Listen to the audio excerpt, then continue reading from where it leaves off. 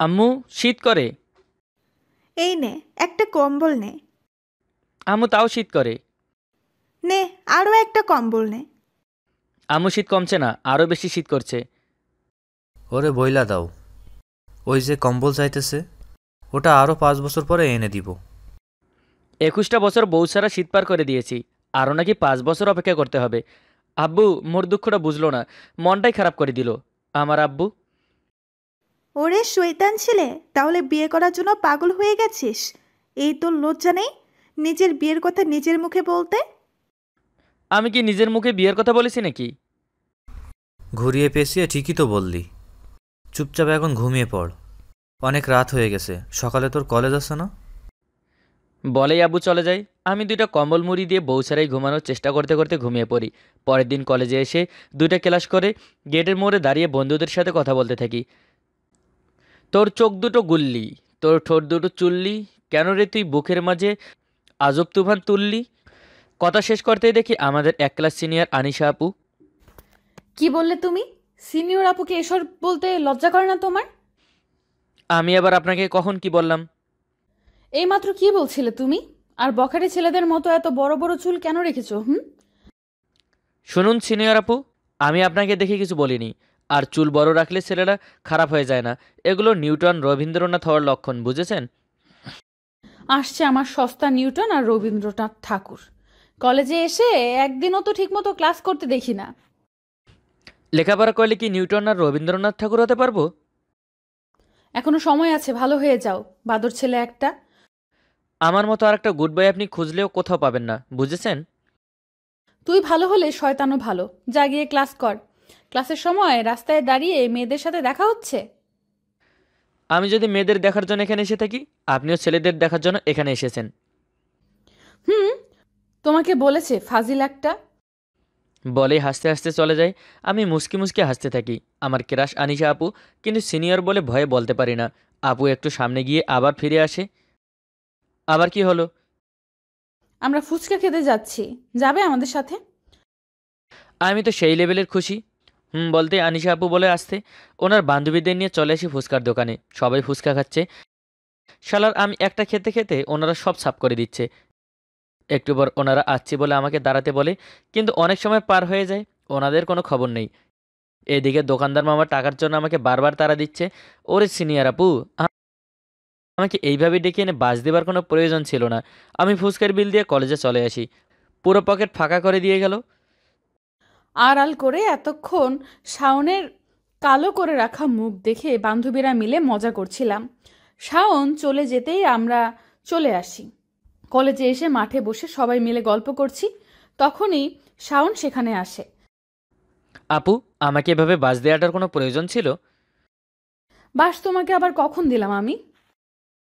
আমাকে ফুচকা খাওয়াতে নিয়ে গিয়ে আপনার কেটে পড়লেন কেন? কখন? তুমি কি স্বপ্ন দেখছো নাকি? আমার সাথে তো তোমার আজকে এখনই দেখা হলো। মানে কি?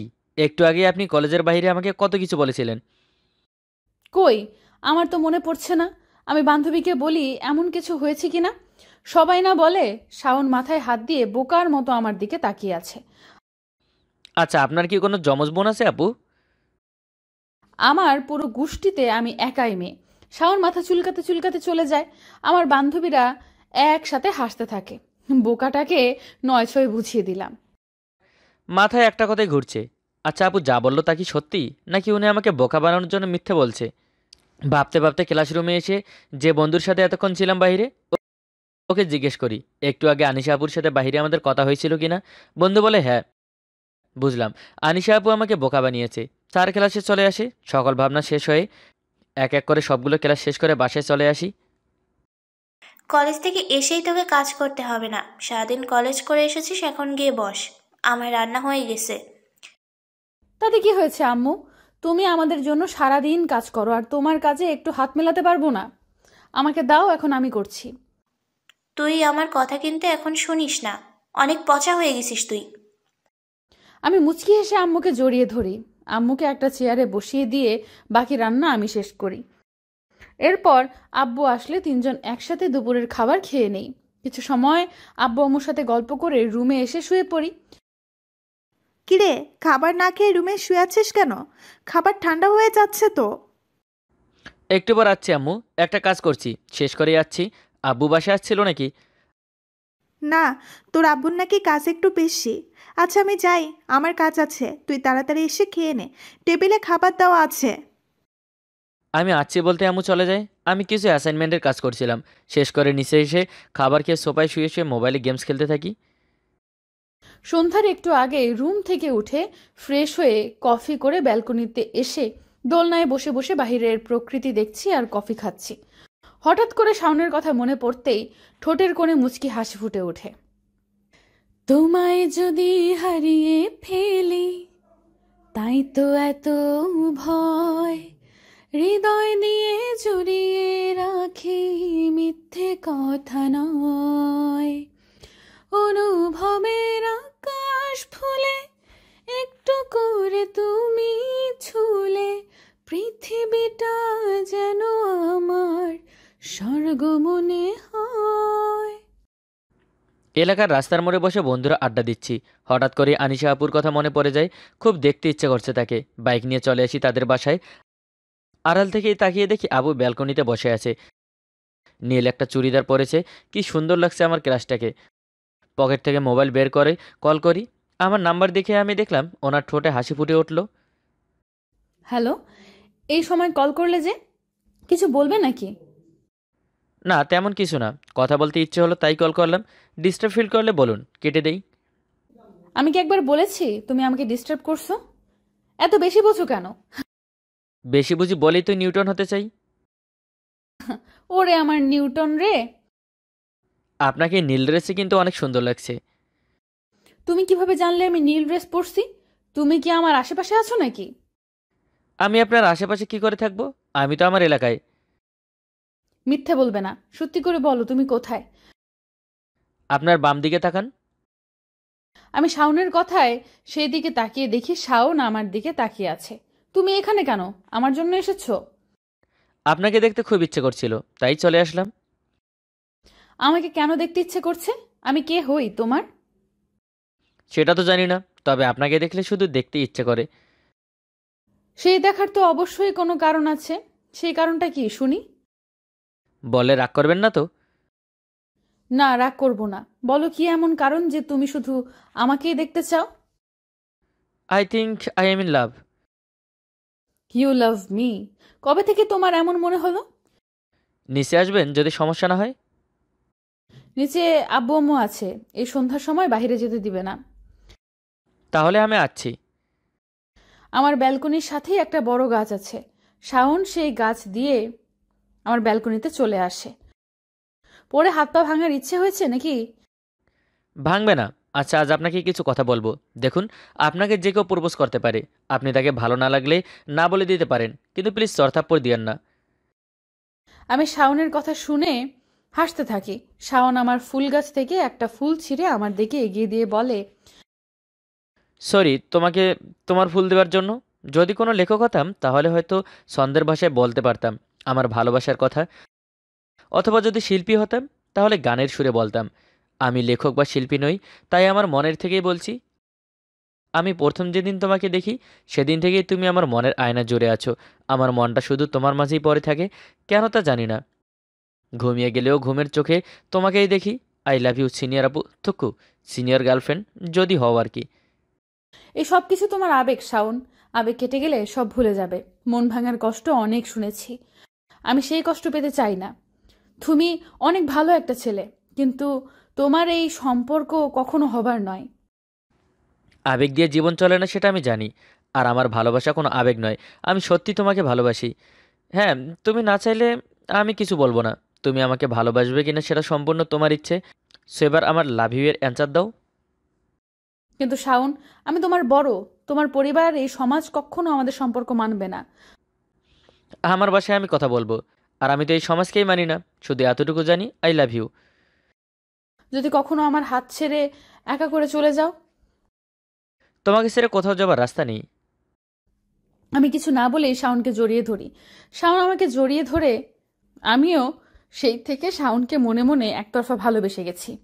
আজ সেটা সত্যি হয়েছে। কিছু সময় পর শাওন আমাকে ছাড়িয়ে কপালে চুমু দিয়ে বলে, আমার বউ খুব সুন্দর হবে, এটা আমার স্বপ্ন ছিল, কিন্তু আমার বউ যে পরী হবে সেটা জানাই ছিল না।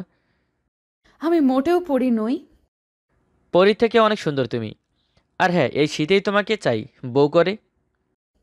শীতেই বউ হতে হবে কেন? শীত কমানোর জন্য। একা একা অনেক শীত কেটেছে।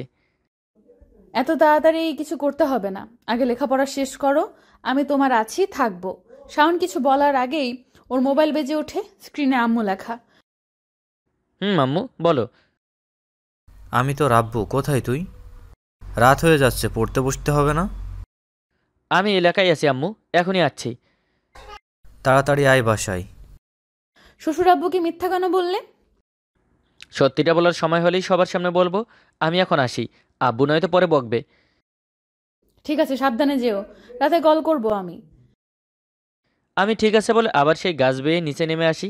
আনিশাকে বিদায় দিয়ে বাইক নিয়ে চলে আসি। এত সময় কোথায় ছিলি তুই? তোর আব্বু রেগে আছে? বলে আম্মুর গালে চুমু দিয়ে দৌড়ে এসে দরজা লক করে বই নিয়ে পড়তে থাকি। তুই কি এখনো ছোট বাচ্চা, আব্বুর হাতে খেতে হয়? আমি আমার আব্বুর হাতে খাচ্ছি, তোমার কি? হুম। আমার আবার কি, বিয়ে হলো বরকে বলে দিব খাইয়ে দিতে। তোমার বলার আগেই খাইয়ে দিবে। আমার আর আম্মুর কথা শুনে আব্বু হাসতে থাকে। খাবার খেয়ে রুমে শুয়ে আসি। এভাবে সারাদিন ঘুরে ফিরে কাটলে হবে? এক্সামের তো বেশি দিন নেই, সেটা কি মাথায় আছে? মনে আছে আব্বু। আমার খাওয়া শেষ, আমি গেলাম, ঘুমাচ্ছে। খাবার খেয়ে রুমে চলে আসি। রুমে এসে দরজা বন্ধ করে লাইট অফ করে দেই, কম্বল দিয়ে শুয়ে পড়ি। মোবাইল হাতে নিয়ে শাওনকে কল করি, সাথে সাথে কল রিসিভ করে। কি করছো? ডিনার হয়েছে? কম্বলের নিচে শুয়ে আছি, একটু আগেই ডিনার করে রুমে আসলাম। তুমি কি করছো? তোমার ডিনার হয়েছে? আমিও তোমার মতো সেম। আমার না এখনো বিশ্বাস হচ্ছে না আমি রিলেশনে আছি। বিশ্বাস কেন হচ্ছে না শুনি? না, তোমার মতো এত কিউট একটা গার্লফ্রেন্ড হয়েছে, বিশ্বাস হবার কথা কি? কিউট না কচু? তুমি আমার থেকে বেশি কিউট, আমার কিউট জুনিয়র বয়ফ্রেন্ড। আর তুমি আমার কিউট সিনিয়র গার্লফ্রেন্ড। আচ্ছা, লেখাপড়া শেষ হবার আগে আমাদের বিয়েটা হয়ে গেলে কেমন হয়? এই বিয়ে পাগলা ছেলে, এখন বিয়ে করলে আমাকে খাওয়াবে কি? আমার আব্বুর কি কম আছে নাকি? সেটা নেই, কিন্তু আমি চাই তুমি নিজের পায়ে দাঁড়াও। আমি যেন আমার বাসায় বলতে পারি আমি যাকে ভালোবাসি সে বেকার ছেলে নয়। বুঝেছি। আচ্ছা, কালকে ঘুরতে যাবে? কোথায় নিয়ে যাবে শুনি? প্রথমে নদীর পাড়ে, এরপর কোনো পার্কে, তারপর লাঞ্চ করে বাসায় চলে আসবো। ঠিক আছে, যাব। আচ্ছা, অনেক ঘুম পাচ্ছে, কাল কলেজে দেখা হবে। আচ্ছা, গুড নাইট বলেই কল কেটে ঘুমিয়ে পড়ি।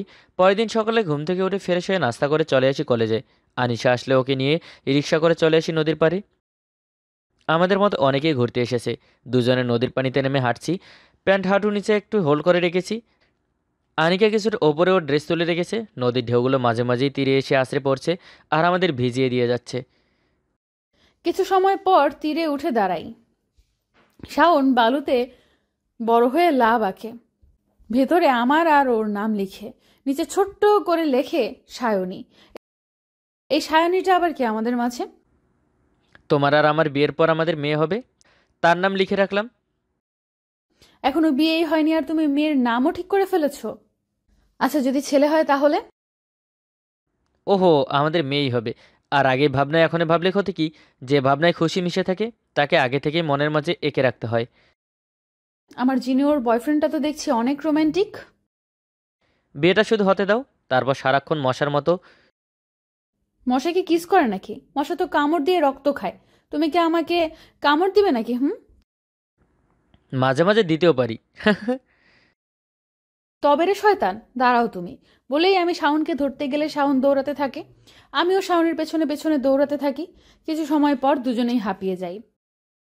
হাঁটুতে হাত রেখে দুজনেই বড় বড় নিঃশ্বাস নিতে থাকি। একটু পর আমি দৌড়ে গিয়ে শাওনকে ধরতে গেলে ব্যালেন্স হারিয়ে দুজনেই পানিতে পড়ে যাই। এখন কি হবে? বাসায় যাব কি করে? সেটা আমি কি করে বলবো? তুমি তো আমাকে ফেলে দিলে। আর ঘুরতে হবে না, চলো বাসায় চলে যাই। এই শীতের মধ্যে বেশি সময় ভেজা অবস্থায় থাকলে অসুস্থ হয়ে যাব। দুজনে পানি থেকে উঠে নদীর পাড় থেকে ওপরে উঠে হাঁটতে থাকি। আনিশাকে ওর বাসায় এগিয়ে দিয়ে আমিও বাসার দিকে হাঁটতে থাকি। এ কি অবস্থা তোর? ভিজেছিস কিভাবে? আজ তো বৃষ্টিও আসেনি। বান্ধবীদের নিয়ে নদীর পাড়ে ঘুরতে গিয়েছিলাম, পা পিছলে পড়ে গেছি। কলেজে গিয়ে ক্লাস না করে ঘুরতে গিয়েছিলি তুই?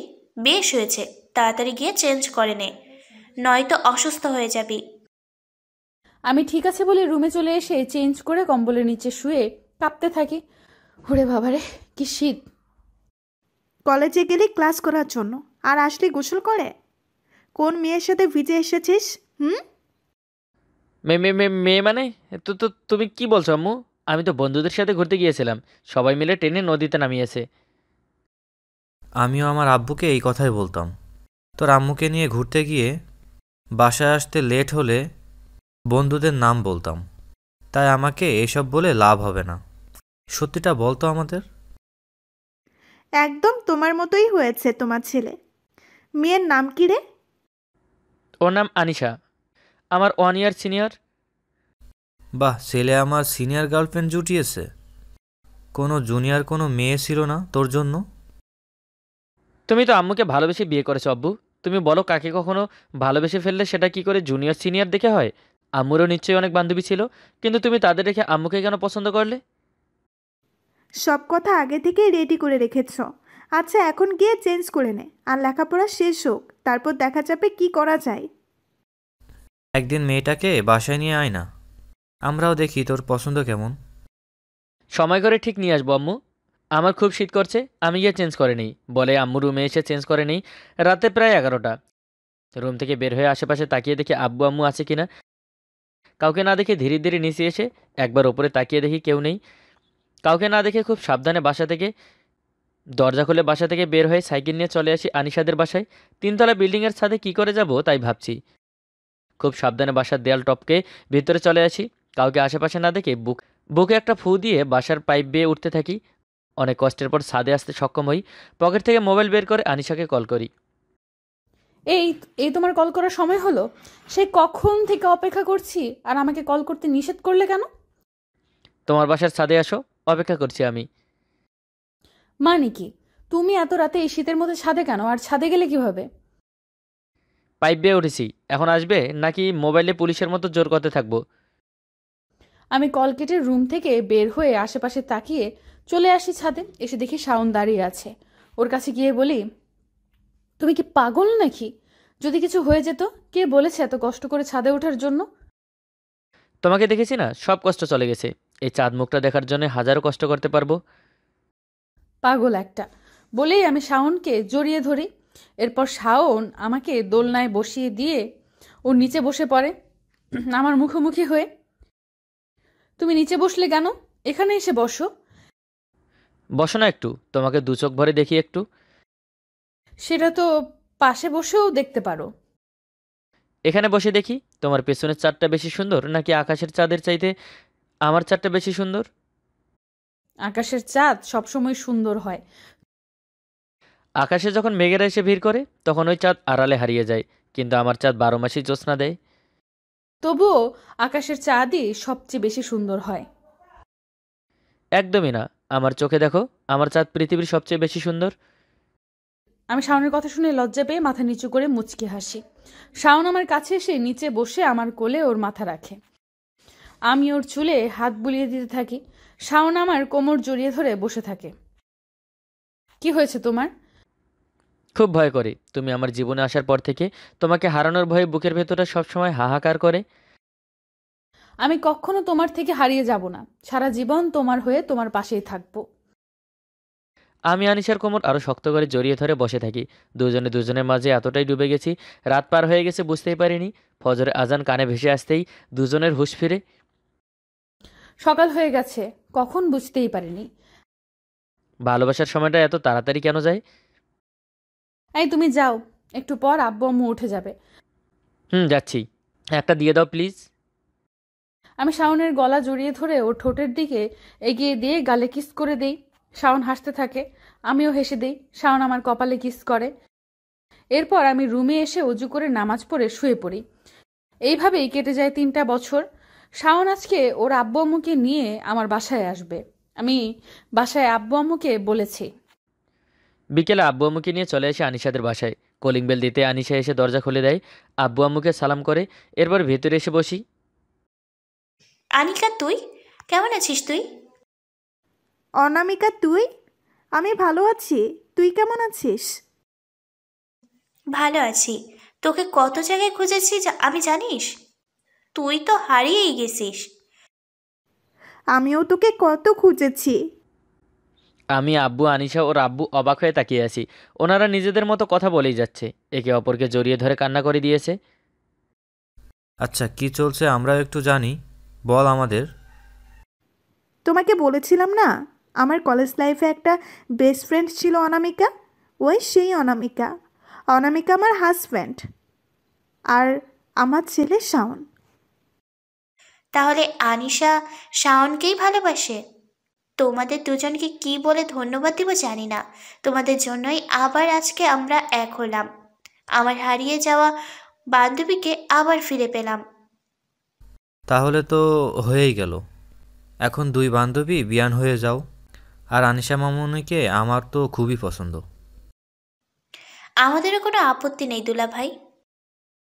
আন্টি আম্মুর কলেজ লাইফের বান্ধবী, তাই আমাদের বিয়ের জন্য আর কোনো বাধাই থাকলো না। ওনারা কথা বলতে থাকে। আমি আর শাওন আমার রুমে চলে আসি। শাওন দরজা বন্ধ করে আমার দিকে এগোতে থাকে। তো তুমি দরজা বন্ধ করলে কেন? তো দেখো, উল্টাপাল্টা কিছু করলে ভালো হবে না কিন্তু। খারাপটা কি হয় সেটা তো এবার দেখতেই হয়। কি হচ্ছে বুঝে গেছেন আপনারা?